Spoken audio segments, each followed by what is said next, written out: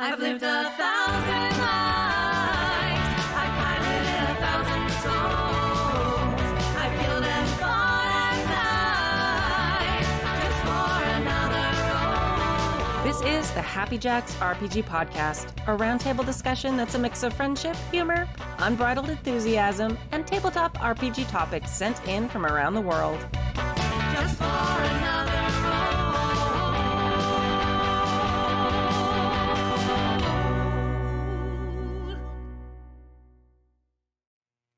Hello. Welcome to Season 30, Episode 5 of the Happy Jacks RPG Podcast. My name is Kimmy. You were doing great radio voice. I was getting enamored. Do it again. Oh, this is Kimmy. This is Stork. And this is Mo. Welcome. All right. Mo, you haven't been around for a while. I know. I've been locked in a cave, hiding from a worldwide pandemic. Well, yeah, that's a thing. The damn panic. Yes. Damn panic. The panini. To be honest, I'm still trying to get used to dealing with people in a mask and being in a room. And it's still, my anxiety's still high. So it's Yes. it's still a real thing. It is still a real thing. Someday we'll listen back on this 10 years from now and laugh like, oh, the pandemic times all. Remember that. I hope. This is my plan, like slowly, like with a few people at a time. Okay, groups of 3. All right, building up my tolerance for these small podcasts. Next will be actual plays with 5 people in a room. Dun, dun, dun. I mean, I say that. I'm a teacher, so I'm in a room with 36 kids every day, but it's different. And I'm masked, and I would wear a hazmat suit if I could. But anyway, in today's episode, Dun, dun, I'm doing more dun. radio voice. You are. Forlorn Hope 22 asks, how many plot threads are too many? Eric from Oregon talks aspects in Fate and PC items. This is a callback to a couple episodes ago. Yeah. I'm actually glad I'm here because I was at that episode. And Yeah. I think I had a lot to say about it. And Davi in California ruminates on game versions and how some systems survive the test of time while others don't. If you'd like to contribute a question or story to the show, you can email us at happyjacksrpg@gmail.com. That's Gmail. happyjacksrpg@gmail.com. We love stories. We love horror stories. Yes. We also like success stories. And also, I'd like to add in that we used to do it, but it doesn't happen so much anymore. But if any of our advice has worked, we love follow-up emails. Or if it doesn't work, we love follow-up emails. Like, what are you guys talking about? Because it's always fun to read later on, like how things resolved. Because sometimes these stories are like gold. They're almost not quite nightmare stories, but they're always like, oh, yay, and oh, it was just a big misunderstanding, or we switched systems and it worked. I always like to hear how things get resolved. Yes. Happy endings. Apparently, questions that split the party are also popular, especially when half the party's not here. Yes. we do enjoy that. Announcements. Very exciting. Jackercon is coming back. Yay. It's our online Yay.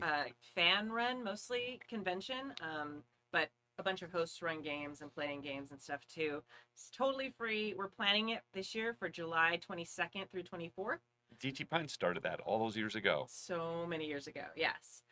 So we're really excited about having it. The last few years it's kind of faded, as everything has. So we're back. Quick story, my oldest daughter, who was young when we started this, is now gaming and doing stuff online, and she had no idea that the people she was gaming with was DT Pints and some of the Happy Jacks people. She went to the Discord and got the people, but she didn't realize it was like, no, DT Pints, yeah, he's been around a long time. He does Jackercon. She's like, what do you? Anyway. So stay tuned for more information, exactly how to sign up and stuff like that. That's all kind of still getting worked out. It should be really great, especially now that everyone's really used to playing online now. Right? It should be super smooth. That's something else we talked about in the last. It's like something we're taking away from the pandemic is how streamlined that's become for everybody. Yeah. It used to be kind of a weird thing where everyone's like, how do I play online? Right. And now it's like, oh, we're all very good at this. And It's going to get to the point. How do I roll dice without my Right. computer? I don't have my automatic dice roller. how do people know I'm not cheating? Well, are you a dick? Okay, no. That part. Right. For for this week, make sure you don't miss Jackercon and all these things. Follow us on social media. We have Twitter, we've got Instagram, which I'm trying to be good about posting to. So you'll get information there. I know a lot of people are abandoning Twitter. Just and lots of pictures of dice. That's all you got to do. Lots of pictures Every of week you get another picture of dice. Yeah, well, there's announcements and stuff there. And we also have a Facebook page and a Facebook community if you want to like hang out and chill with people too. So we are at Happy Jacks RPG everywhere. So And I hear the Discord is rocking. yes, I was picking one thing to say, Stork. The Discord's I just got into Discord Oh yeah, and I learned how to make a GIF. a gift. That was like my little lesson for Yes. the day. I was like, oh, okay, Mo, this is how you gift. Here we go. All right. Yeah. Okay, friends. All right, everybody watch. Miss Kimmy's going to show you how to gift on the Discord. Back when I was a kid. Yeah. We pronounced them GIFs. GIFs. Right? Oh, man. I spent most of today, my students are working on a research project. And so today is the day I taught them how to do Google Slides. So literally all day I've been like, highlight, and then come up. These are the fonts. Click on the fonts. Pick a font that I can read. Right? That everyone can Yeah. read. Klingon is right out. Yeah. I mean, that I Web, probably web, could read. web dings. Yeah. Web dings. The Everybody's wingdings, yeah, that's all. wingdings. Yeah. Yeah. Oh man. All right. I think that's everything. I'm super excited about Jackercon. It's been it was this really big thing for the community for a while, and it's just fun. It was an honor Yeah. that someone had taken the time and effort. And DT Bynes basically spearheaded it himself for years. And we gathered these together, and it was a 24-hour marathon. And it was just an honor that he was so moved by the podcast that he wanted to do that himself. Yeah. And I think he still listens and he's still a fan, but running an online 24-hour game thing marathon is a lot of work. Now, Yeah. I think at the time he was also a crab fisherman, so he's used to staying up late and the hard work, but not so much anymore, maybe. But anyway, we were all like, really? Wow, it was an honor. I'm still honored. It still blows my mind. Well, it's a little easier now too. There's like a whole bunch of different ways to have people sign up online and people volunteering to run games. And now that everyone's so good at running online, it's like, Yeah. here's my Zoom link or here's Right. Yeah. my Discord link or whatever. So it kind of runs itself when people volunteer and you have it all organized. So See, that's the point. Ah. Organized. Yeah. But yeah, I mean we have people in so many different time zones. Just looking at our world map, That's so cool. everywhere we have all continents. I'm so excited. But so I'm expecting to have games. That's why we kind of put it through the 22nd through the 24th, because there'll be people who are gaming on the 23rd. Well, it's still the 22nd for somebody else in their game, and the so weird. 24th. So that's honestly like the thing I'm most like. This greatly amuses kids. Yeah. You know, it'll be winter in Australia and summer here. Madness. So yeah, Yeah, so it's Christmas for gaming. It's like, what do you mean it's August? What? Right? that's how time zones work. It's so weird. And hemispheres. All right. Let's start with the first email. Who would like to? I will read the first one. Okay. Greetings, Kimmy, and whoever else is in Kimmy's echo chamber. Do you have a name for this place yet? This is Dio. Dio. Dio is the name of our studio. Okay. The echo chamber, Dio. Hopefully by the time you read this, you have gotten your new studio to the point where you are happy with it and you can take my gentle ribbing in the spirit it was intended. See, this is a joke about the first couple episodes we did in here where there was a terrible echo on all the mics. So now there's just a slightly annoying buzz that most of you can't hear except me. And now As- you're going to hear it because I just mentioned it. But anyway. As this not is great. just a host, but a listener, I think Kimmy hears that more than anybody else. Yes. Starts just like face palm. Like, why did you say that? Last night, my players in our long-running campaign said something that surprised me. In a rather offhanded manner, they started talking about how they were losing track of all the various plot threads that were waving around Oh unfinished. boy. Now a bunch of that is their own fault for moving on to the next shiny thing before the previous villain was defeated. And even more is just the way the consequences of running a game for a year and a half. Mhm. Lots of things get left by the wayside. Mhm. But this did get me thinking. How many unresolved plot threads in a game is too many? Are too many? Obviously, there's an upper limit. If the players can't resolve anything because the GM is just constantly throwing buckets of problems at them, they also don't get time to resolve.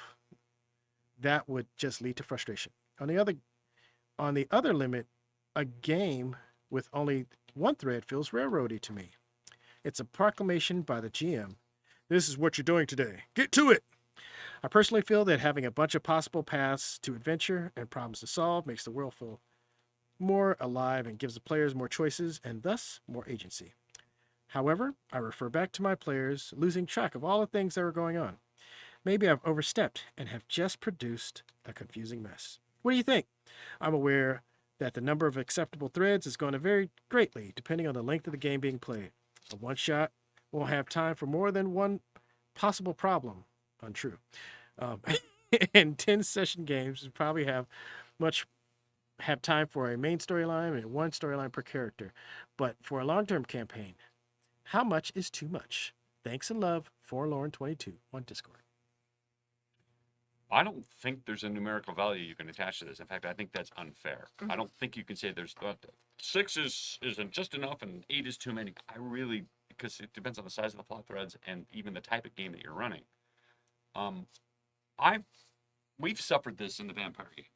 There were so many little things that were going on that we've lost track and stuff, and it's disappointing because when I play a video game, I'm a completist. Every side quest I got to finish.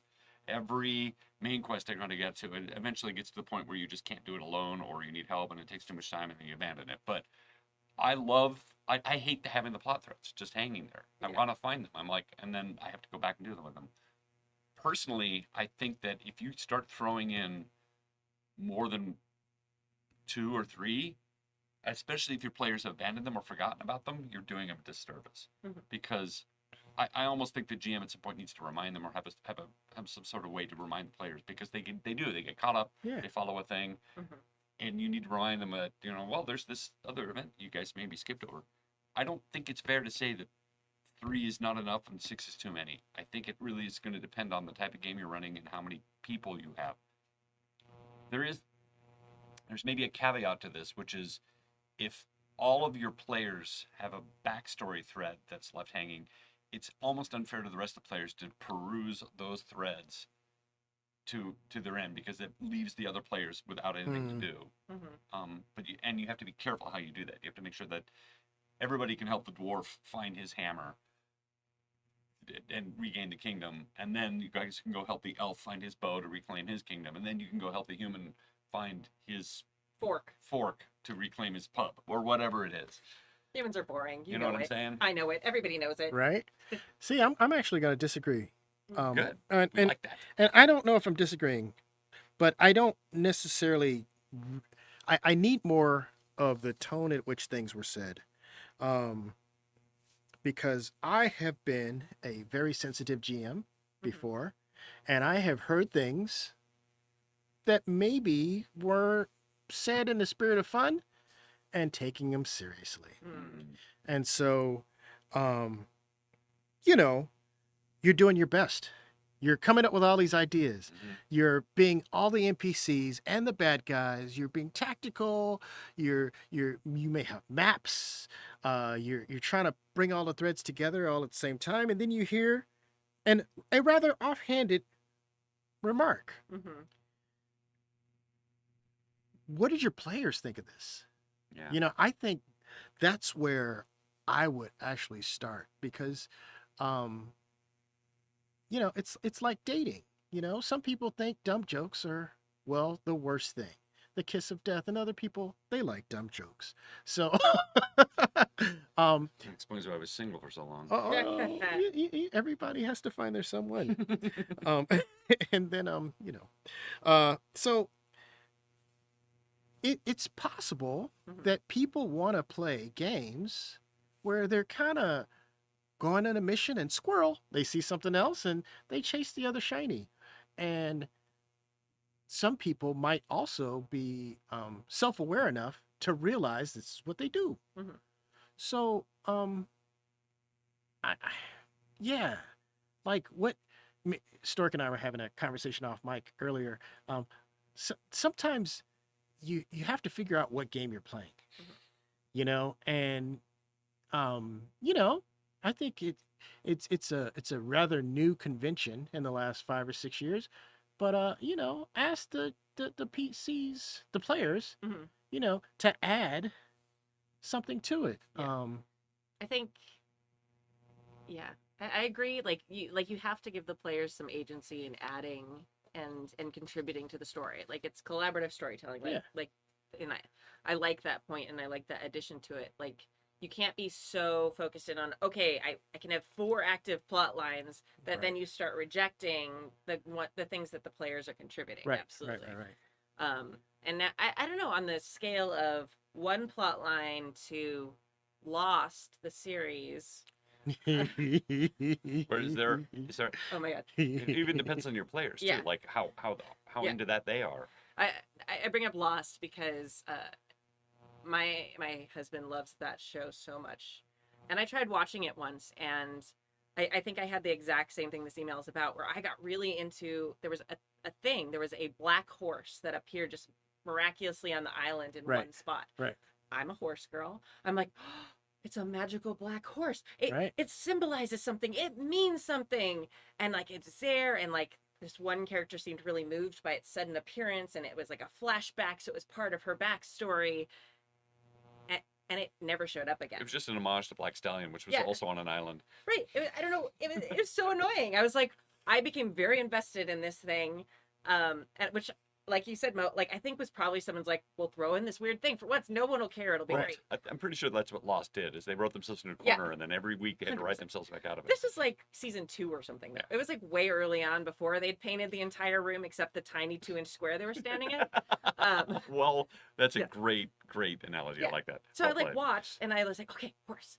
And I watched like the rest of that season, like waiting. No more horse. It never came back, and I got so angry I stopped watching the series. And nobody mentioned the horse ever again. never Nothing. mentioned. They didn't even say anything. Like Weird. never happened. I went on like wiki because I was like, I must have closure about this She horse. went on Wiki. She went on Yeah, Reddit. there was like nothing. It was like mystery black horse. Right. And I was like, I hate everything about this show. I'm very frustrated. I'm never watching this again. But that's exactly my point. Like Exactly. some people want closure, Mm-hmm.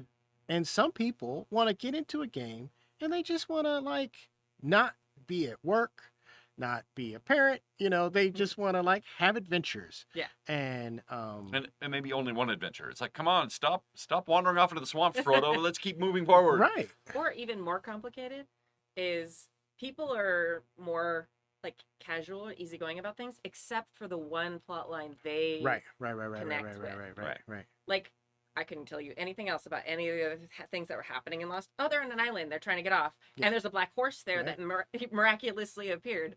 So like, that was not the storyline they wanted me to focus on. No. And if it had been an RPG, the GM would have been like, "What? Right. The horse? Right. Right. And like, go back. Right. No, what do you do? Oh, they're following the black horse. Right. Oh my God. Like, so I think that's the hardest thing as a GM is as you're looking at all these plot threads that are out there, picking and figuring out like being able to read your players well enough to figure out which ones are important to them and try and resolve those ones, and then knowing which ones you can kind of let slide. And like, I mean, I like to think of it. You played The Witcher, right? Yeah. And I haven't, Okay. no. But I'm trying to think of it like the the side tabletop quests. RPG or the The video game. Okay. Yeah. I'm trying to think of it like the side quests. Yeah. And in some of the side quests were, just Yeah. gather a thing. And some of them were great. Yeah. Like really interesting characters and stuff. And some of them were like, this is better than my main plot, right? A lot. Like a lot better. So I totally like a good threat. I really do. But and it's sometimes you feel like it's a shame to abandon them. Mhm. But I'm not saying that we shouldn't. I'm not saying that you shouldn't. Like sometimes you have to give them up. Sometimes you have to. Absolutely. For the sake of the rest of the party. And they're just too far gone. Yeah. You're on the other Right. side of the continent, so you're just like, all right, Right. we're gonna let that go. Yeah. I would crowdsource, like, you know, allow them to have agency Mhm. to follow up on whatever they want to do. Yeah. Well, And As I alluded to earlier, too, the other problem that happens is that somebody gets obsessed with the horse side quest Mhm. and drags everyone else along with them for 3 or 4 episodes, and But- everyone else is bored to tears because they really don't give a fuck about But- the horse, but and they this really is- want to go back and we got to get rid of this ring. Yeah. But this is the thing, like you need to ride the horse to get rid of the ring. Like you're kind of cooking Yeah. whatever's in the kitchen. That is So you true. have all these plots, and I'm the kind of guy I want more ingredients. Yes. So I want more plot threads, and you know, you make something good. I think that's really important is as the GM, like it's easy to, like, I'm getting really stuck in like the visual of the plot threads. But I think it's important, like you can weave those back into a rope together. Exactly. Like, oh, these two suddenly, oh, it's the same. You fixed both these. The You know, same bad guy is You- responsible you for both of them. Weave those plot threads into a much Mhm. more intricate tapestry. Right. Whereas before it was just a dark horse, and now it's a horse in a battle along with a castle. And suddenly it becomes your game Yes. and not the one in the book. Right. I also think it's important, like, you don't always have to resolve everything. No. And, like, it can be hard. And sometimes you just have to be like, that's the consequence of chasing this other thing, is this other thing happened and you weren't there to stop it. Yeah.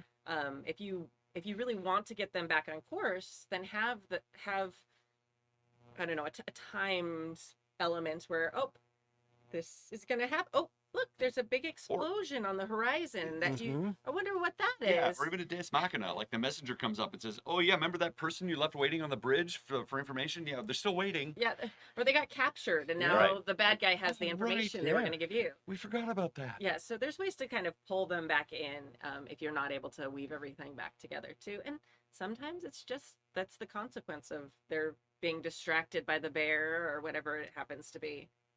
It is collaborative storytelling. It's Yeah, true, and I exactly. think sometimes Stu's philosophy was just sort of you chum the water, you throw out some plot threads, and then you stop because the players are going to make their own complications too. Mm-hmm. So at some point they're going to come up with their own plot threads too. It's like suddenly they bring in an ex-wife or they bring in a family member, and now there's a plot with their family that you weren't even anticipating. You had nothing prepped, and you got to come up with. Or somebody rolls the dice and they lose their sword. Or they lose their sword, right? It's so I don't know. I feel like you come up with a few plot threads just on your own, and then there's all these other balls that they're going to throw at you that you can now keep juggling. Right. And again, I want to bring it back to the email that I don't know if there is a number that you Yeah. can attach to this, and I Yeah. don't even think that that's fair. I agree that it needs to be plot threads, and I agree that there can be too many, but I don't know what the number is for that. Yeah, I don't think you can say a specific number. I think in our vampire game we started having too many. Like you said, we were Mhm. spinning plates constantly. Part of that was on us because we Mhm. were just balancing everything rather than taking action. We were reacting and kind of just keeping everything precariously not becoming worse, but Mhm. also not getting any better. Well, that's kind of what vampires are built to do, though, in my mind. It's like, they're only up for about 10, 12 hours in a day, and they really don't want to get found out. So they're doing everything they can to just keep the status quo and get back to sleep. No, they should wreak havoc and like we're bloody monsters. We should have just ripped Yeah. it apart. But we're still getting used to the system, and I think that as much as I love that game and Stu did a great job of world building, I think he kept adding things to force us to act and just completely misjudged how many things we could balance. Like he's like, oh, okay. I feel like it's like, oh, here's another plate. This will make everything crash, and then not. Nope, they're balancing it. Nope. Okay. Oh, here's another plate. Okay, this will make everything crash, and it'll be nope, that one's being balanced too. How are they doing that? Right. So I feel like you have to kind of look at your game and say, okay, they're balancing all these plates. If I give another one, is it going to crash and make action happen and make it interesting? Yeah.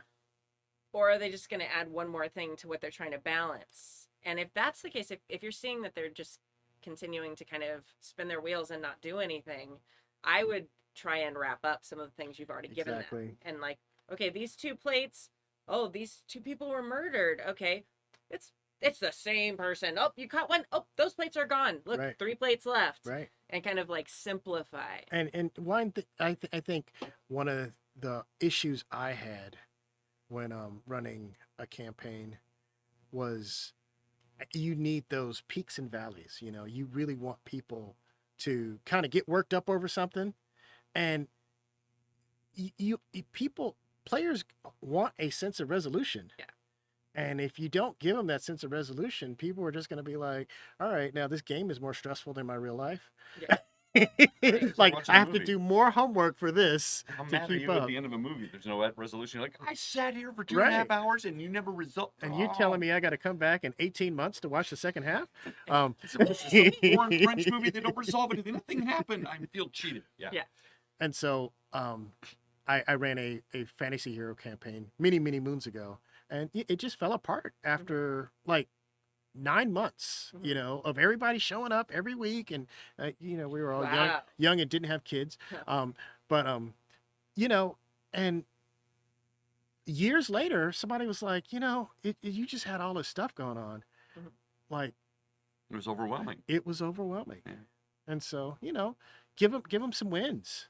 I guess that's the answer then, is read the room. Yeah. Check the vibe. Yeah, If your players exactly. seem What- overwhelmed, stop throwing plot threads and try to resolve them, as you just said. If they're just crashing through them but they're not back on the main quest again, or they don't seem to care about the main quest, then keep throwing plot threads at them. Yeah. Because clearly they don't care about the main quest. They just want to have fun. Yeah, take their lead. And Read the room. That's the thing as a GM. And there's a constant sort of checking the temperature and checking in with your players and looking at the room and checking the vibe and seeing, all right, is this enough? Is it good? Mhm. Everyone's having fun, because at the end of the day, that's what you're there for. It's like we're all supposed to be Exactly. having fun, right? It's a God damn it, it's a game. Damn it. It's a game. I think that's great too. It's not just reading the room and guessing. Like, ask them. Yeah. Hey, are you guys feeling overwhelmed by how much plot? Are you lost? Do you know where to go? Do you have a plan? Right. And giving them time to plan is actually one of the best ways without necessarily asking straight out. Like, just let them talk. Yeah. And if they're talking and they're kind of talking like they're going to resolve things, that gives you a hint. If they're talking like they're like, this is how we make sure this doesn't explode, but also nothing in the plot moves forward, then you can, Make it explode. well, or just say, hey, I'm feeling like you guys don't know what to do next. Is that the case? Like don't worry about breaking character. Right. You're making a story with them. So ask them straight up and be like, do you guys know what's happening? And I think that'll give you a lot of information on how many threads you have out there, how you can weave them back together, and if there are too many or if not enough. It's very interesting that a lot of GMs don't. It's almost like you're an actor and you break the fourth Yeah. wall and ask the audience. Yeah. Is that what you're going to say? Yeah. But it's okay Yeah. as a GM to actually talk to your players as players and say, well, out of character, time out. Is everybody okay? Are Right. we all right? Yeah. You guys know what's going on? Is there anything we can do? And Yeah. that's perfectly acceptable. We sometimes forget that. I hear you guys saying this isn't your dad's D&D. All right. That was a good topic. Yeah. Thank you for that. Yes. Thank you. Thank you, Forlorn Hope 22. Oh, I'm going to read this one because not only am I from Oregon, but it's also about the email that I was on. So, Dun, dun, dun. Eric from Oregon talks aspects in fate. Greetings, Happy Jackals. In listening to Season 30, Episode 3, I was intrigued by the discussion about how the loss of gear could affect player agency in certain systems. At first, I dismissed the idea, especially when it comes to fate. As was pointed out, the player does pick his, usually generically here, character's aspects, and by their very nature in fate, aspects are intended to be, whenever possible, both a positive and a negative. So, if Mr. Awesome loses his amazing sword, and that's one of his aspects, he doesn't lose the use of that aspect. The most direct way he can still use this aspect or have it used on him is through compels. Whenever a situation comes up where not having the sword complicates the situation, he has the chance to gain a fate point. While I wouldn't let a player use that at every round of conflict, I might compel an aspect several times during the adventure until he got the sword back. Mm-hmm. While it's true he couldn't use the aspect to enhance his attack as he normally would, there's nothing stopping the player from finding other ways to use that aspect to improve a roll. I break free from Jean-Pierre Deville's bear hug with a special sweeping arm movement I learned while training the use of my amazing sword. Granted, this kind of thing requires more creativity, but that's much the fun of using aspects at all. Yeah. I think sometimes it's good to keep players on their toes by giving the characters obstacles they can't just be blown through using the tried and true methods. I remember when the superhero game Icons first came out, one of my formidable villains from the game, or one of the more formidable villains, I can't say that tonight. Formidable. Thank you. What she said. Villains in that game was, and still is by the way, he's in the assembled edition as well, called the Troll. Troll! Oh. Troll Hunter is one of my favorite movies. Without going too far into the weeds on how the game works, in case you're unfamiliar with it, I'll just say this. Troll has a 9 resistance to physical attacks in a game where power levels are measured on a scale of 1 to 10. I couldn't believe the amount of bitching icons mailing list, complaining about how so many characters are rendered useless against him because they couldn't get through his tough hide. They might as well have cried out about losing player agency. To his credit, the designer patiently explained that many times in superheroic stories, the players or the heroes think outside the box in order to defeat a villain.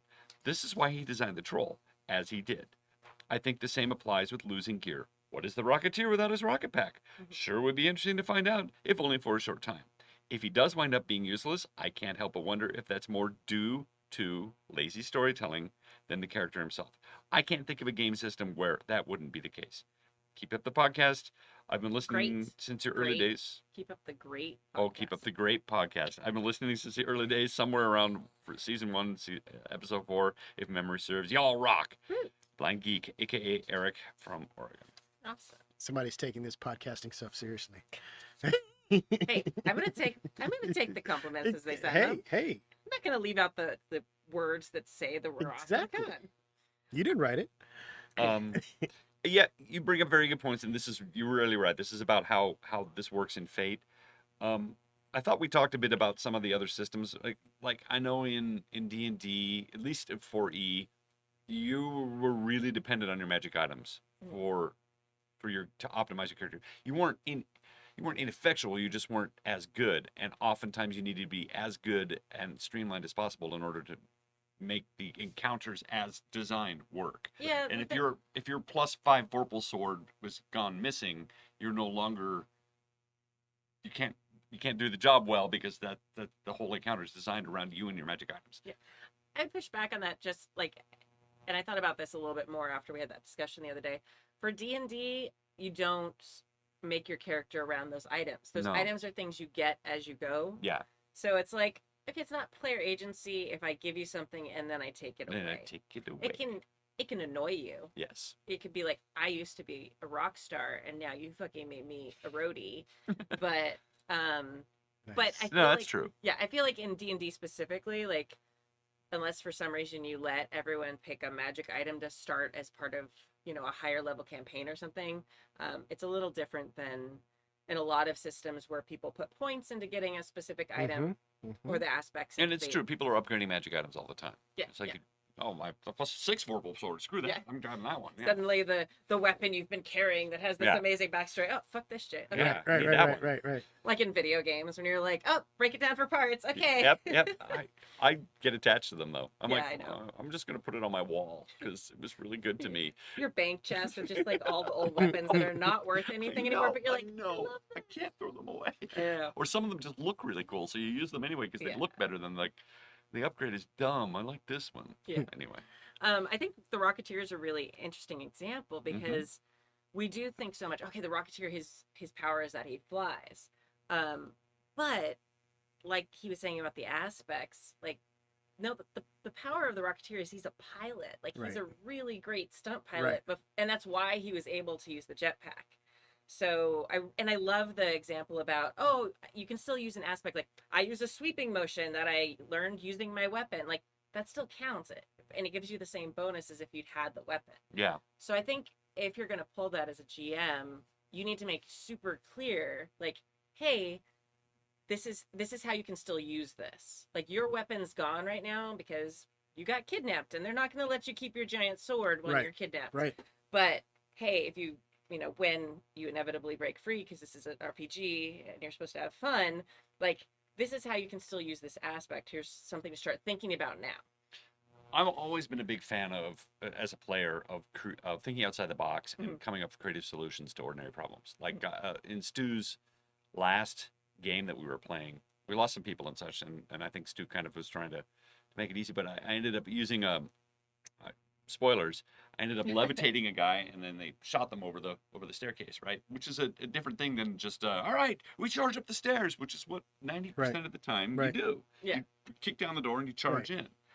But because there were so few people and it was GURPS, we're all like, all right, how can we do this and not die? That part. Because it's a very real possibility that we will die. GURPS is so realistic. You like step on a nail and get Yeah. tetanus, and you're like, Yeah. oh, I have lockjaw. I'm I've, sorry. I've we talked can't about play. this before, where one of my measures of a system is like what happens If when you you fall fall down down the stairs, stairs. yeah. And in GURPS, you can die. Die. Exactly. Tells you what kind of game you're playing. Yeah. Completely sums it right up. And I love- everybody laughs at it, but it's such a perfect example. That is the one thing that I hate simulationist games for the most part. But that is the one thing once you get past it all, I actually like playing GURPS once you're done with the building and everything. For that reason. Like it's got that forced. Let's really think about You this. really Let's have to really think about plan this. And it really does force you to come up Yeah. with creative solutions. You're like, okay, let's not just kick the door down. First of all, I'm going to take damage from kicking that oak door because that's Right. going to hurt. Right. Second of all, we could die. Yeah. Yeah. So But I think you guys are getting to the point. Like, again, what kind of game are you playing? Exactly. You know? Yeah. I hate to reference the Marvel movies, but I think it's really interesting how in Iron Man 1, he doesn't really lose his suit. Mhm. You know? I mean, it's a story about him using his suit. it's about the creation of it. And So, yeah. it's about the creation of his suit and him having the suit. And, you know, But by, it does at the end. It breaks down. He's got pieces of it, and he Yes. gets down to power. So and in a way, he I'm still pointing out has a his- blunder now. yeah. Carry Yeah. on. Carry on. but Sorry. but in the third movie, he mostly does not have a suit. That's very true. And I think if somebody starts a game with their magic sword, let them play with their magic sword for a while. Yeah. You know, Don't pull the steal don't their thing right don't away. don't steal their thing right away. Let them have their thunder. Let them enjoy the sunshine. Let them win and lose with it. And then, you know, when you start needing other plot like ideas, Mhm. okay, what happens when you lose a sword? Yeah. Okay. It's and- like okay. I mean, no, I mean, it just gives somebody an opportunity to have the shine that they sat down wanting to have. Or think of it this way. Like Stork and I, let them bond with it. Let them start caring about it. Let it become their baby and then take it away. Remember, Jason had his story about the horses. Oh yeah, like Yeah. we were talking about the horses. Did you listen to the episode? Yeah, I did. Yeah. I did. And I still say you got to be very careful when you take things away from your players because it can be a real dick move. And like I said, it's when players will be happy and jolly, but the minute you start taking their crap away, they draw a line in the sand and they will. I've seen players Yeah, like, just kill want to themselves. Want to Yeah. kill themselves Yeah, before yeah, you yeah. take their horse Yes. or it's you have to be really, really careful. As a GM, sometimes you know, again, you got to read the room. Yeah. But as a GM, you don't think much about it, or later on, it's like, well, I'm going to give them a +5 war horse or whatever it is. You know, after this, so you know they're going to have a better horse. But you're missing the fact that they've bonded and named Yeah. this horse, Exactly. and they don't care. It's going to be Bill the Pony, and they're going to ride Bill the Pony forever. They don't want the war horse. I know. But yeah, I mean, if you're gonna pull stuff like that, like have clear communication with your players. Yeah. Be like, hey, this is how you can work around this Yeah. with the mechanics, especially if they're not the master of a system. That part too, Yeah. especially with fate. Like Yeah. this whole, like the idea of using your asset that you don't have Mhm. as an asset. Some people get that and they'll lean into it. Yeah. And other people, you'll kind of have to help them. Mm-hmm. Yeah, Mhm. fate is very hit or miss. People either can really take it and run with it and Mhm. like expand their powers to be like any wild thing and have a great time. And some people are so used to how other RPGs work. They're like, no, I have a sword and now it's gone and I Right. can't use this Right. anymore. Right. So you hold their hand. You're talking Or about just don't take their stuff. or You give them the option to upgrade. You know, if they open up the chest and there's another sword in there, do you want it or not? Yeah. I'm not going to take your other sword. Yeah. I'm gonna go off for a second because you brought up Marvel movies. Oh. I'm very angry right now. I finally watched the last Spider-Man movie. I'm not gonna do spoilers. Good, because I haven't seen it yet. Okay, yeah, but It's amazing. no, I got so angry at it. I didn't dislike it. There was enough of it that was good enough. Yes. But poor Peter Parker just has the shittiest adults in his life. Every single movie in the new MCU that are supposed to be Spider-Man movies are actually stories about how some adult Avenger fails him miserably, does something completely bad, Yeah. or gives him something that is terrible, Yes. and then at the rest of the movie is like, oh, all this is happening because of you, Peter. It's like, That's awful. no, That's awful. Well, the last one, what? Like the first one, like it was all like Tony Stark. I'm gonna give you a super powerful suit, and you're a disappointment, kid. And I'm Like, not going to tell you how to use it. Yeah, I'm not gonna actually teach you how to do any of it. I'm just gonna be like the faraway father figure that you like want to bond with. It's like you were the reason all these bad things happened, adults, and then poor Peter always. But I pays the mean, price. this is the same kid whose parents are just gone. Mhm. You know, he's put on his aunt and his uncle. Like, he is the hard done by superhero, Right, know, which is who why- has powers, Yeah. but doesn't actually have much quality of life. He's Hamlet. Well, He's very Hamlety. That's- But the MCU movies specifically have leaned to that Yes. hardcore. Yes. Like all the movies start with, "Here's the thing." Like I'm not going to do spoilers, but when you watch the movie, there are so many amazing writing moments that I just adored. But overall, I was just very angry at a specific adult Avenger who should have known better in the first 20 minutes of the movie. Yes. And if he hadn't done that, everything would have been fine. Yes. And it's all his fault. And then- I'm Yes. angry. But he blames Peter Parker.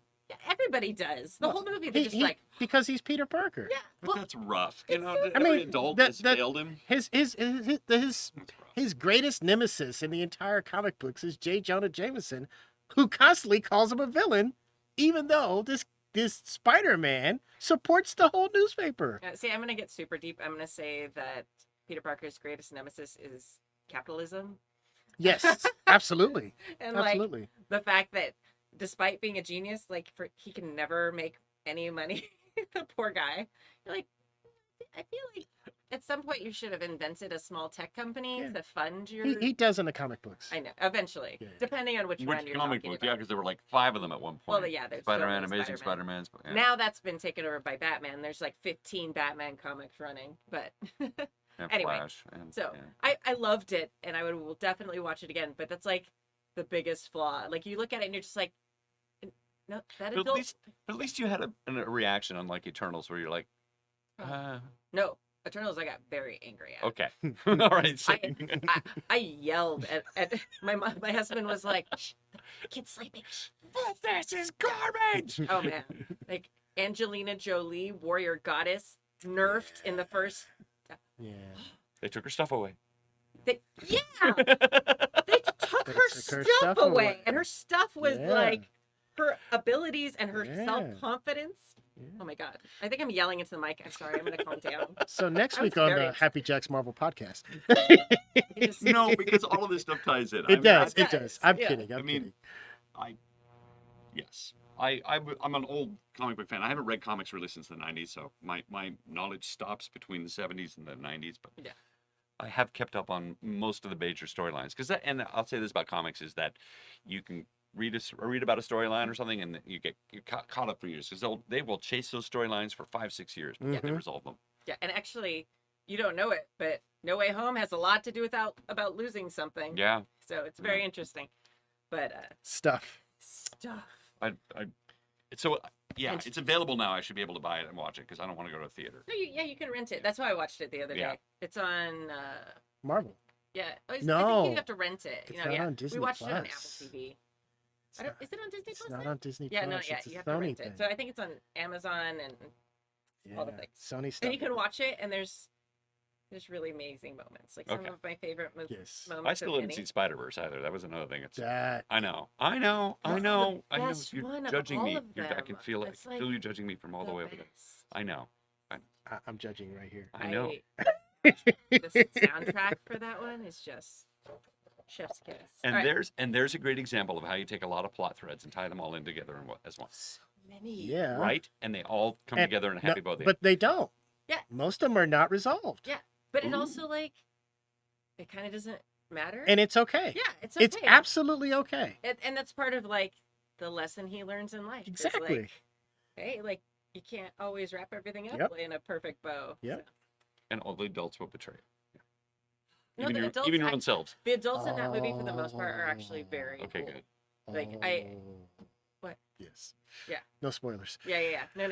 For the most part, but like you can look at those adults and be like, they are trying. They are trying. They are trying. They are doing They their want to best. do the right thing. Many of them can't. Yeah, but it's not like the the recent movie or the other Spider-Man with Tony Stark too, where it's just like you're being a terrible adult. Yeah, Stop it. well, I mean, that's And, like, Tony Stark's thing. Right, Yeah. but like And if you look at Iron Man 1 and Doctor Strange 1, they're kind of the same movie. So yeah, they're kind of the same person. but Tony Stark should know better by then. Like he's been No, he- through no. Iron Man 1, 2, and 3. He did a lot of emotional growth in Iron Man 3. Okay, this is getting to be No. too long of a part of the podcast. Sorry, but 3 is like my favorite because of like Really? yeah.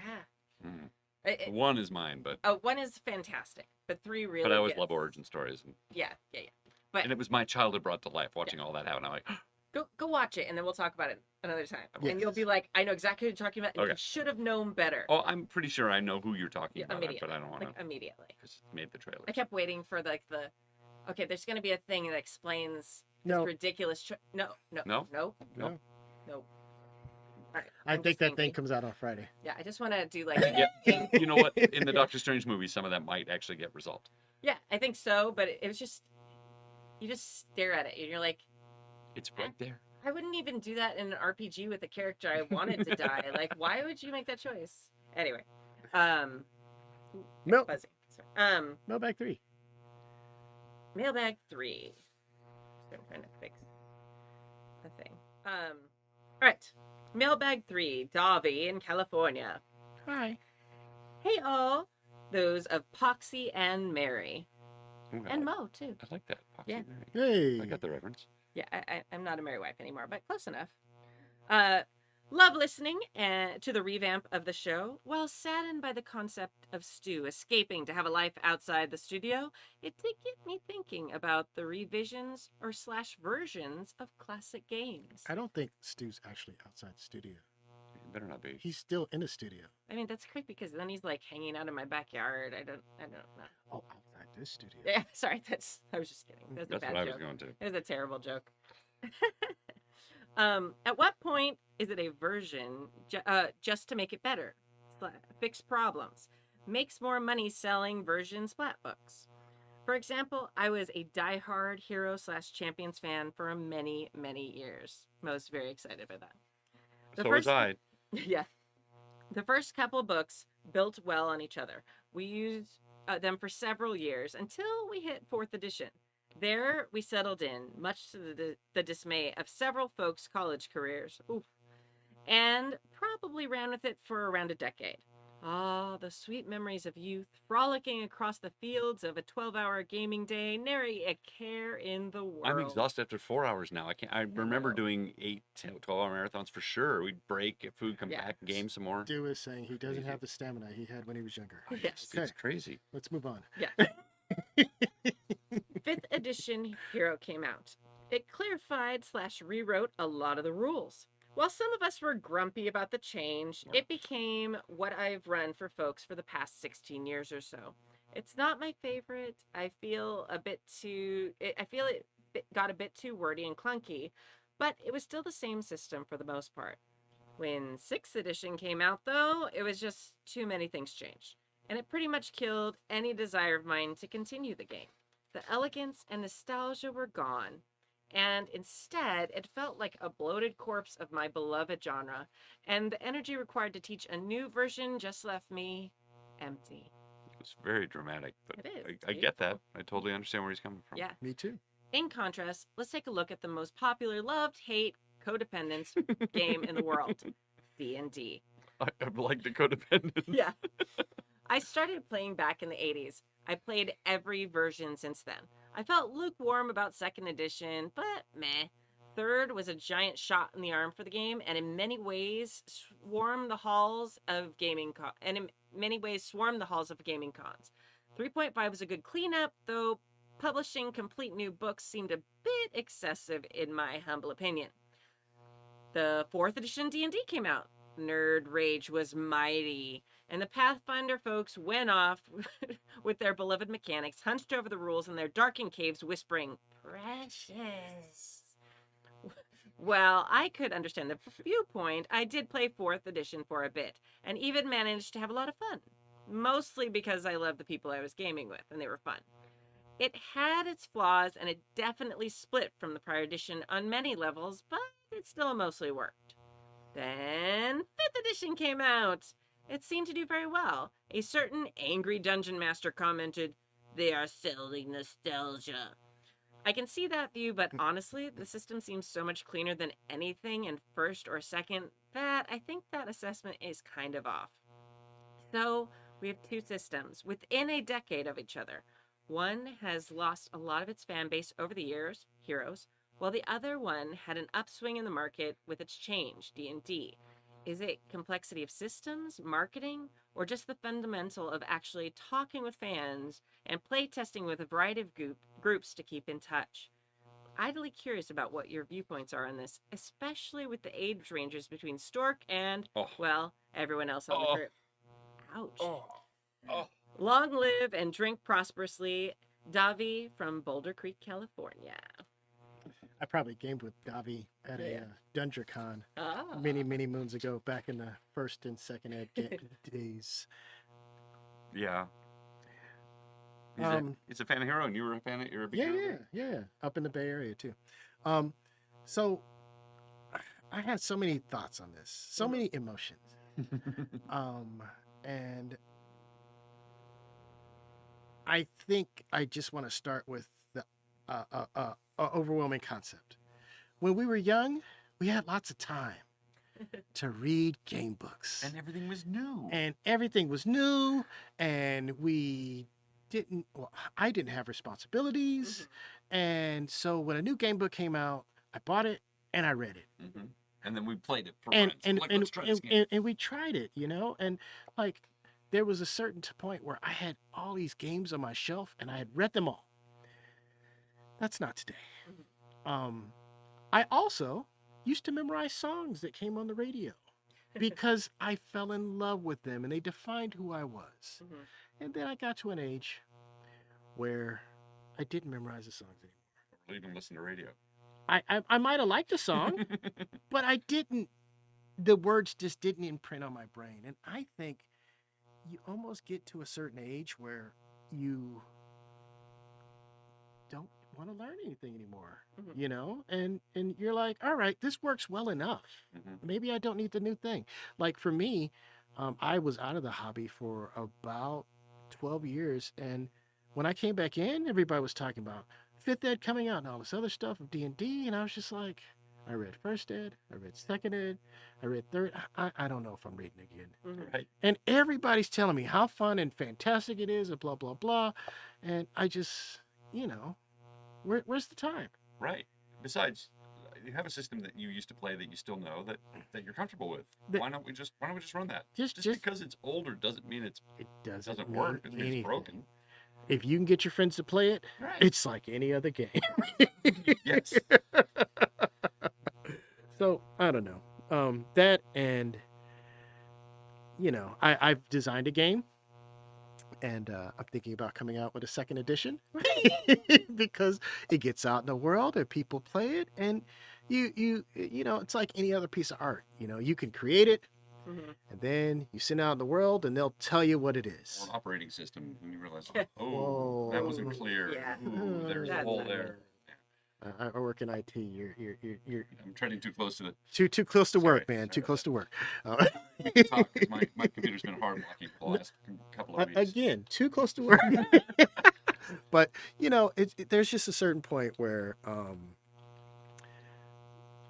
I think it's obvious when some people do it as a cash grab, and when some people are like, you know, I succeeded in publishing a game. We got it to market. People liked it. There were things that could have been better, you know, and Yeah, I think you have to kind of make sure we're comparing apples to apples. when we're talking about D&D and Hero, I'm going to say with both of them, there was a lot to be fixed in those early editions. Absolutely. And so they aren't just putting out an errata to fix the little tweaks. A couple of those editions were cash grabs. Absolutely. And I think like smaller companies putting a cleanup version out, like, oh hey, we learned a bunch of stuff with this first version, like that's a little bit different. Right. Like I think while Champions is not on the same level as D&D now, like there's still two pretty big companies Yeah. comparatively Yeah, yeah. when you look at the landscape. sea of tabletop RPGs, like they're some of the bigger companies, even if there's like 5 guys in a room. I think the big thing, honestly, I think you can't deny that D&D being owned by Hasbro is probably the biggest thing. They have, like, despite, like, you could probably have a very spirited conversation between people who know both games really well Mhm. about, no, this is better, no, this is better, Mhm. and a lot of it's based on preference. A lot of it is based on what type of game you want to play. Like, Yep. if you want to play a superhero game, you're not going to pull out D&D as your first choice. Right. But the sheer marketing power that Dungeons and Dragons has gotten, especially in the last, I'd say, 10 years, yeah. And their prominence with streaming now, things like Critical Role, just their being able to be just like in pop culture as much as they have is an undeniable thing that has nothing to do with the actual system itself. Right. So I think looking at the system's mechanics for an explanation of why these two systems, while one has flourished, while one has kind of gone by the wayside, Mm-hmm. I don't think you can make that comparison because I don't think it has anything to do with mechanics. I kind of like what you're saying. I'm going to take a different tack. I think D&D actually is responding to a lot of what's going on in story games. Mm-hmm. Oh, yeah. And I think Hero tried to respond to what's going on in story games. And I think there's a big part of the audience of both of them Mm-hmm. that didn't want that. I think there are more people in D&D who are on for the ride. I think it's complicated. You've designed a game. You guys aren't Mary Sue's or you're Pollyannas. That's what you're not Pollyannas about. I mean, any of this. technically, I'm a Mary Sue, too. Yes, you are. I play the guitar in the Mary Sue's, which is my band. Let me explain that joke to everyone who didn't get it. Back in the day, Dungeons and Dragons would make their money by selling modules and add-ons and additions Yep. to the game. They also had Dragon Magazine, which also generated ad revenue and stuff. Okay, I think you're using, like, making money very generously from what TSR did in the beginning. But what they're doing now is completely reinventing the game and making it's a lot of money to rewrite and redo books and all that, and then, but they also generate a lot of money when everybody swaps over. They're also doing it because the trends are changing with story games. Yeah. So they're trying to stay on it, and they're making these big sweeping changes, and it does allow for more cash because people have to go out and buy a bunch of new books every 10 years. But they're also trying to keep up with the times so that they're relevant.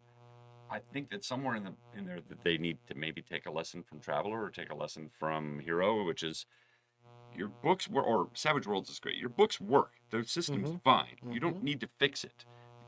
But you can put out content for them. But there's not a lot of money in it. Yeah, I think that's the power that Hasbro gave Dungeons and Dragons. Yeah. It gave them the deep pockets to experiments. And hey, okay, we did 4th edition. We spent a whole shit ton of money on 4th edition. And it did a lot. It really linked in with a lot of video game players. I was one of those people who wasn't really interested in tabletop RPGs. Hadn't played anything since, like, I tried it once in junior high. But I'd played, World of Warcraft, Ultima Online. I played a bunch of MMOs, and I was a solo RPG player, video gamer.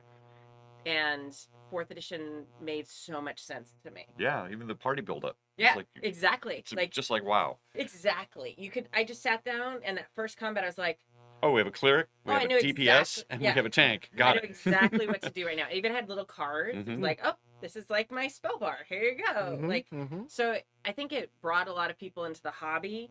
A lot of people hated it. It did definitely have flaws. I loved a lot about it. Part of that is probably my nostalgia with this is the first time I really dove into tabletop RPGs because it was the first time I really clicked with it, and also the first time I was playing with adults and not other 13-year-olds. But Details. yeah, details. Um, but it got revamped, and I think Hasbro having the cash to burn on that and being able to say, oh, we spent a whole bunch on this. This isn't a very old edition. Because it felt like it was only a few years before fifth edition, and it was like a reset. And they did make a lot of splat books for 4th edition, which I found a lot of those were a lot more interesting. Like the Planes books, I read that cover to cover. I thought it was just fascinating. I was like generating all kinds of ideas in my brain. Yeah. So I like those. Yeah. But I mean, at the end of running out of topics to write splat books about, they realized they needed to generate more cash, because just like a light bulb, if they can make a light bulb that doesn't burn out, or doesn't burn out for 30 years. Yep. But nobody's going to go out and buy any more light bulbs. Yep. Right. So now you've put out your game, nobody's going to buy it. Yeah. And you're all done with your splat books.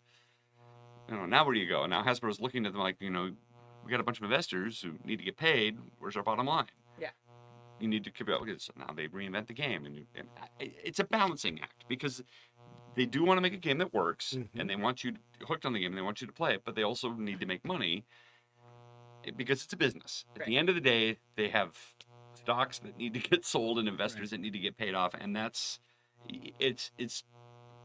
we here in the gaming world in the trenches gaming, get upset when all this stuff happens, but we forget that the business of gaming is a business, just like comic books.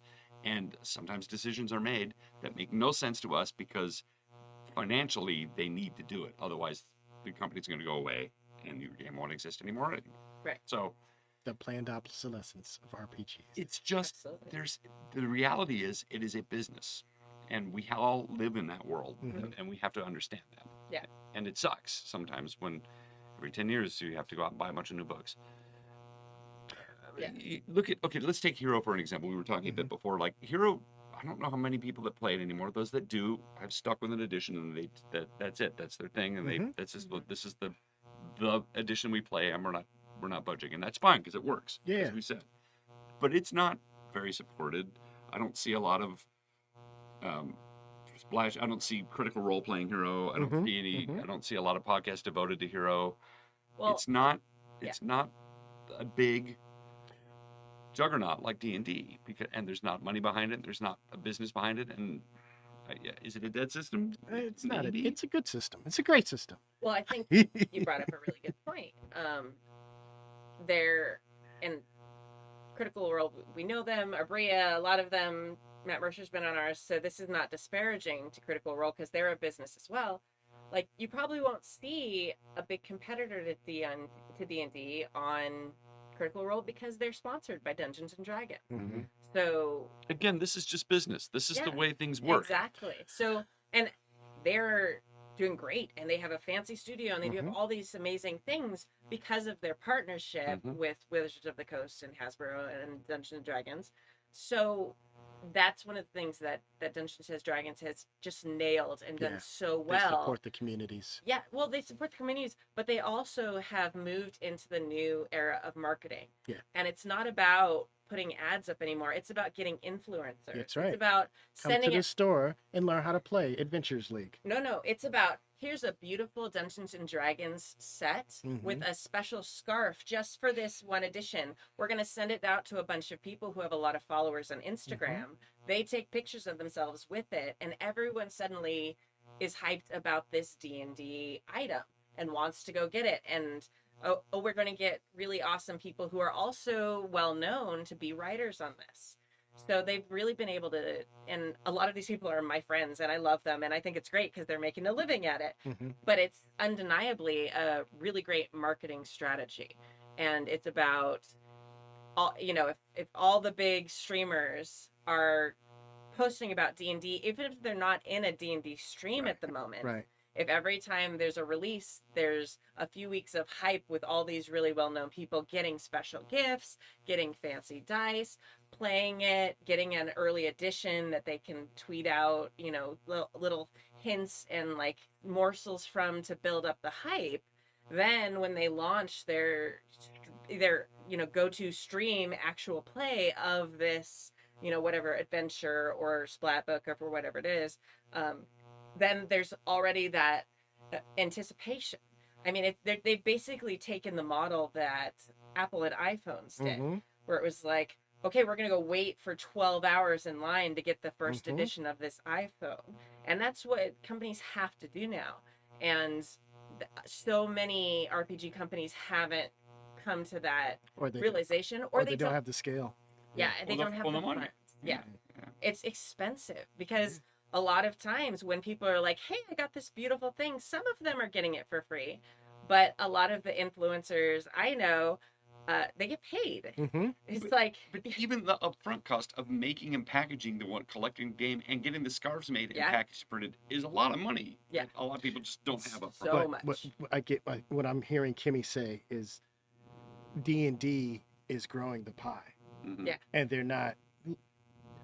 they haven't recently tried to sell the whole slew back to their audience. And I think both companies did a thing where they tried to change the whole line as opposed to coming up with something new. Mhm. Well, and there is a lot of like rumor about 6th edition or whatever they're going to call it. Right. And what's going to happen, because it will happen eventually, it always happens. You will start seeing hype about it first before they might Mm-hmm. have a small announcement. I'm a 4th grade teacher who's become an expert in social media marketing, but you'll start seeing people saying, "Oh, hey, I got hired to work on this." They'll post it on their Instagram. Mm-hmm. They'll do this, and you'll just start hearing all these things. All these people who are well known, very respected, are gonna become involved or get, first looks at it to start that positive hype. If you're not a fan of D&D, you're a fan of them. Right. Yeah. Right. So it's like all these people who you like and are fans of are going to start hyping it up and saying it's good. So by the time it actually starts to be like the rollout old school marketing where it's like ads in places and banners at your friendly local gaming store, there's already a huge fan base who's like excited and waiting and wanting it. And that landscape's changed too. I mean, Mhm. gaming stores are closing by the dozens. There's no banners anymore. There's no other place to advertise anymore. Nobody has, Dragon Magazine doesn't exist. People are like, what's a magazine? Yeah. It's a feathery, papery thing with words in it and ads. Right. The landscape is changing so quickly that I laud anybody that can keep up with it and figure out new ways of marketing. It takes money to make money. Yeah. And not everybody has Hasbro's deep pockets. Again, D&D still has to make money at the end of the day. They can't lose a bunch of money because otherwise Hasbro will drop them as well. Yeah. And So they make a lot of money. They're good at it. All the money that they're paying out for these influencers and to keep their brand on the forefront of people's minds, that things like Champions, things like GURPS, even Yeah. other systems that also have great qualities, have Yeah. things that they are awesome at, just can't afford. Right. And all of that is investment. that's why you need to listen to Happy Jack says, we'll play Traveler and we'll play Savage Worlds and keep these games alive and in the zeitgeist and in your memory because everybody needs to play Traveler. Well, and that's why we rely. Save the travelers. That's why we rely on Patreon. We Yeah. specifically are no longer working for ads, and we don't try it. We've never really. I think we did a sponsored game once, and it was like very clearly not for us. It was like the whole time we're like, can we do that if we're representing a company? I don't know. It's like, no, we want to play games we like. We want to play games for fun. So that's why our Patreons let us be independent, because a lot of awesome, run by amazing people. I'm not saying being sponsored is a bad or negative thing. No, I want to be clear about that too. Yeah. Everybody thinks that because there's a corporate monster behind it, No. it makes it evil, and that's not No. necessarily true. And I also think that D&D being successful, I think a rising tide raises all boats. Absolutely. And something else I was going to say later, but I might as well do it now, which is a lot of people get into D&D, get bored, and then they start looking for other systems and other Yes. games to play. So it will help overall, maybe just not immediately. There's a lot of people, and I've been asked so many times, like, do you get angry that Critical Role is so successful? Not at all. No. And it's like, no, like so many people have come into tabletop RPGs because of Critical Role. Yeah, the pie is so much bigger. Yeah, and it's like maybe some of them will only ever play D&D. Some of them may never actually play a role-playing game. Yeah. They might just watch. But maybe those people, like, it won't be Thursday night. They're all cut up on Critical Role. They're going to turn on Twitch on Saturday night. And who are these? Happy Jacks RPG. These are the okay. coolest nerds I've ever seen. Right. Or they're gonna play D&D for a while. They're gonna start wanting to do something else, and they'll get into Traveler, or they'll play Shibuya Nights, There you go. or they'll play something by Golden Lasso Games. They'll have to actually design a game Yeah. and do R&D for it. Right. And so they may pick up Decima. So that's the thing. Like a rising tide raises all boats, as It they is. say. And there's room as well for all kinds of different shows out there. Mhm. What they do is completely different than what we do, and it's good. and it's good. Yeah, absolutely. Unless it's bad. People like to pit one against another, and they like the drama and all that. And I'm, for one, it's tedious. Yeah. And there are podcasts out there that do compete with other podcasts for whatever reason. They think it's a competitive world. And I think there's a lot of podcasters all kind of know each other and they're all kind of Well- support each other. We even have a podcast network. Well, I'm one of Actually. the old people in the content creation now in tabletop RPGs. I started a group of there's like 30 of us now who all run different networks where there's tabletop RPGs. We're all the like behind the scene managers. None of us are like the stars of the network or anything. But it's all of us who are like doing the scheduling, messing with cameras, doing the recording for podcasts, scheduling the podcasts, releasing it onto other SS. We're all doing all the like behind the scenes work, and we're talking. And one of the things I told him in the beginning when I started it, there was a lot of hesitancy, like, well, no, we're competitors. I'm like, all right, let me tell you back in the day when Happy Jack started in 2019, little ones. All right, scoot closer, scoot closer. We used to share the airways, and because that's something we did. Like we would guest on Fear the Boot, Mhm. and they would come on our show and Kicked in the Dice Bags and all these old podcasts. Kicked in the dice bag. Right? Like they still like for a long time they used a song that Stu recorded like as their Huh. theme. Yeah, it was amazing. But all of us went on each other's shows. It wasn't a huge community, and we found out rather than competing with each other and like these are mine, like hoarding our audiences all grew by sharing. Cross-pollinating. Exactly. Because it turns out when you have a long commute and you listen to one podcast, you like to listen to other ones the That's other right. 4 days that you're That's commuting as right. well. And, if you're releasing once a week, there's still Other days. other Right. days. So, yes. So, and I think that's something that has to be specifically told to people nowadays because they're so used to, no, we have to build our audience and not share it. So it's actually been cool and kind of liberating for all of us to start sharing ideas. All of the networks have gotten better. We've learned things from each other. I learned about this, like so many cool things while I've also like told other people about podcasting tricks and things like that. So it's become this great community. And I think people need to realize that that's what tabletop RPGs are. Yep. Like, okay, you've got the big companies, they are competing. But as far as the content creators and the people who play and the conventions and stuff like that, like it's a big community. And as you said, high tides lift all boats. Those people coming in for Critical Role, even if you hate Critical Role, which you shouldn't, but they do have things I dislike. They have brought so many people into the hobby, and we are all richer for it. Yep. And you can have legitimate criticisms of something and still appreciate what they've done for you and what they've done for something you love.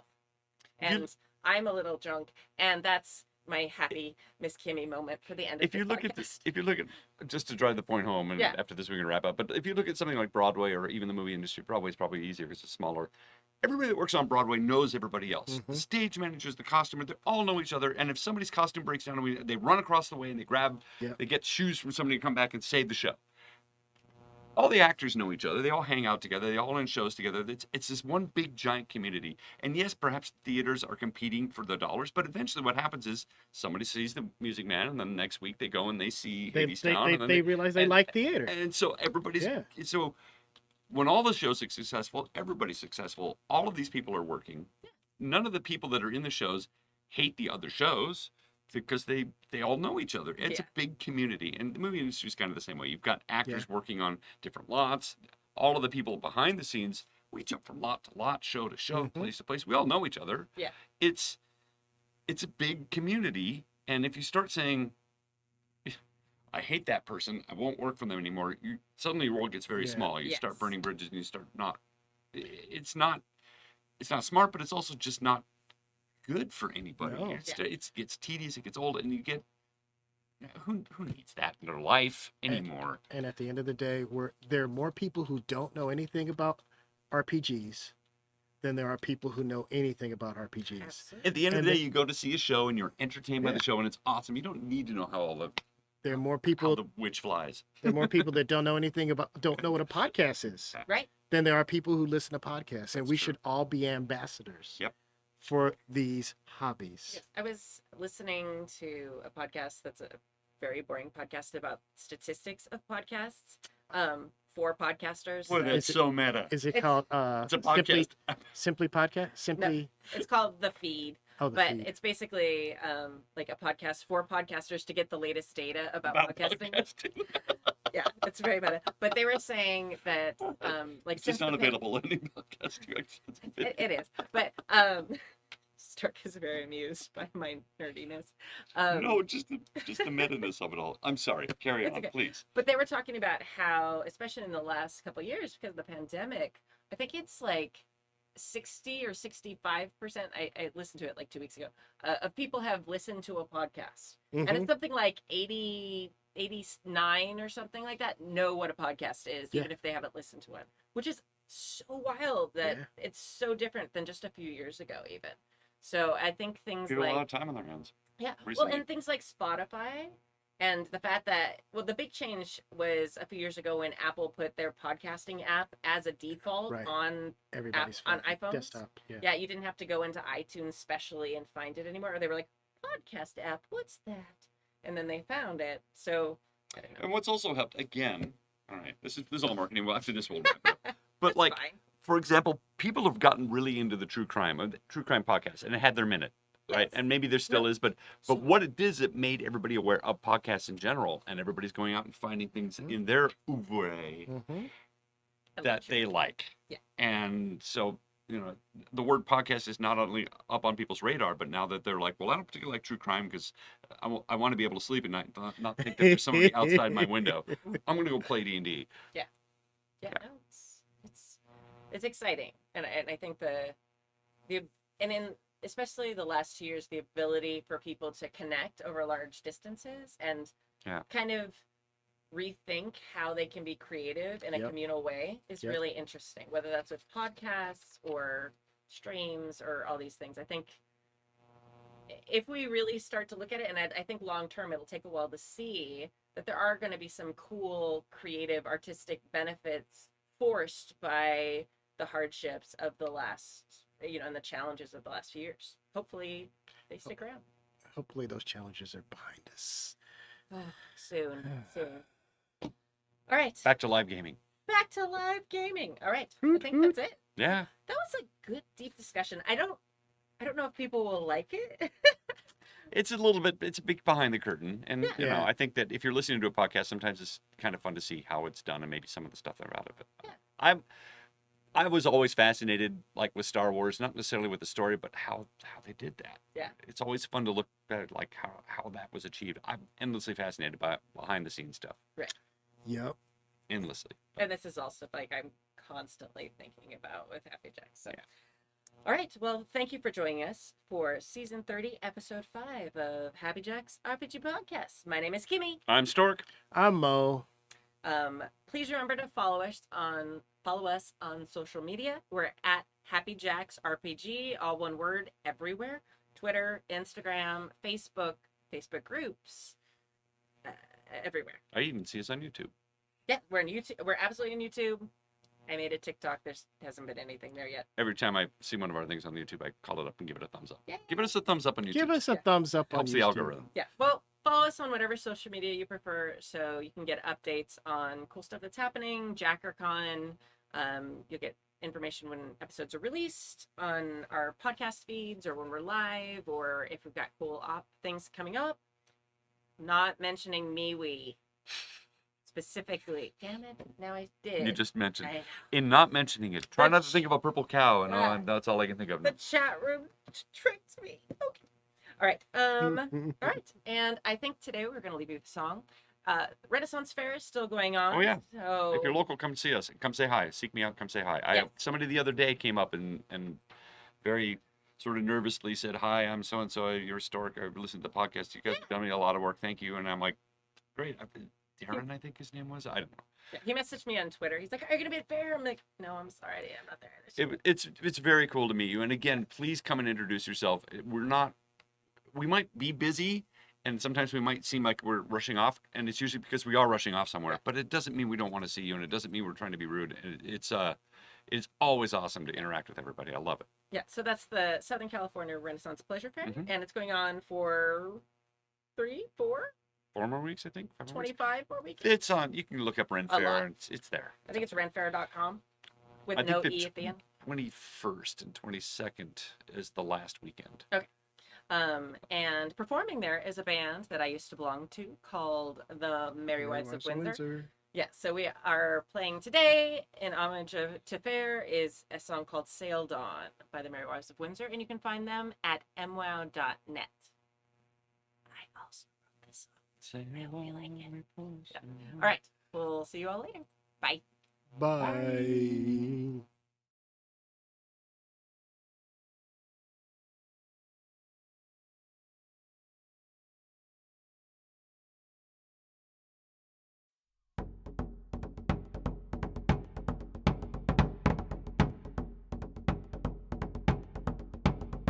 My lover had left me to sail the 7 seas, and to his love would stay true. Alone I did conspire to dress in man's attire and to join with his pirate crew. Sail on, me boys, sail on, for our journey is long. Full well we know our fate, for the bloody gallows wait. Sail on, me boys, sail on. One evening in a brawl, I beat the crewmen all. The quartermaster felt my might. I showed my lover then I was the best of all his men, and together we would rule the night. Sail on, me boys, sail on, for our journey is long.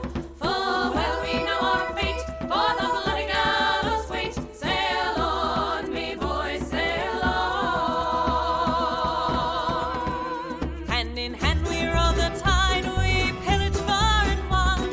A jolly Roger feared by all. The captain and his wife, we led the pirate life till the navy did pledge our fall. Sail on, me boys, sail on, for our journey is long. Full well we know our fate, for the bloody gallows wait. Sail on, me boys, sail on. At dawn the cannons roared, our ships they did board. Our swords drawn, we fought the whole. And so the day was lost, and our freedom was the cost, till the hangman prepared the bloody rope. Sail on, ye boys, sail on, for our journey is long. Full well we know our fate, for the bloody gallows wait. Sail on, ye boys, sail on.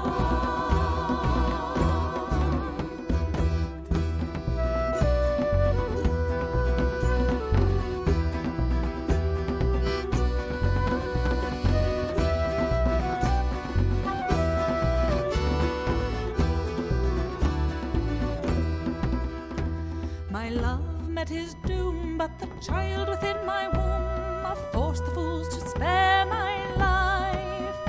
But those bastards I do warn, though my child is unborn,